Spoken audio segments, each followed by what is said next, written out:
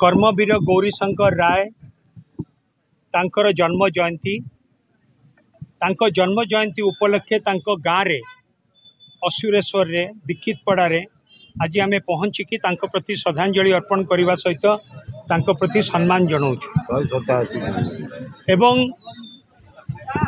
कर्मवीर गौरीशंकर राय एकाधारा जड़े समाज संस्कारक थिले, जड़े सांबादिक थिले, जड़े लोकसेवक थिले एवं तांकर अवदान पाई ओडिया समाज सबुबले तांको पाखरे ऋणी होकर रहिबो।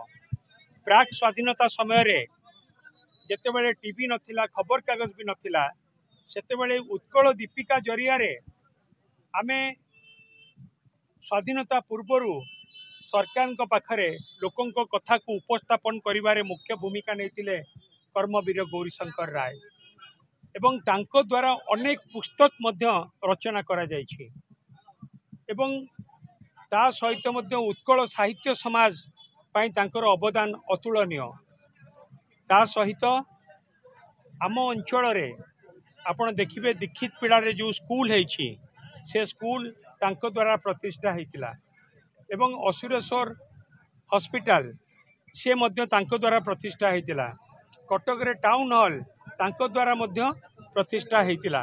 सेही परि जने महान व्यक्ति जांकु आज 187तम जन्म जयंती रे सारा ओडिशा और भारत वर्ष रे ओडिया समाज जेतेबेले तांकर जयंती पालन करुछि आम पाई गोटे सौभाग्य कि आमे तांको गाँव रे तांकरी अंचल रे तांकर जयंती पालन करुछु एवं तांको प्रति श्रद्धांजलि अर्पण करुछु एवं तांको सम्मान जनाउछु। से ऊपर से एवं तांको गाँव रे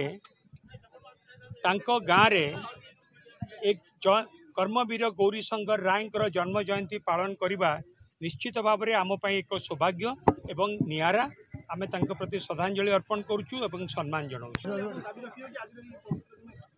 निश्चित भाव में कर्मवीर गौरीशंकर राय जड़े ओडिया जातिर जड़े जनक तांको गाँ को मध्य गोटे जातीय स्मारकी गाँव में परिणत करा उचित।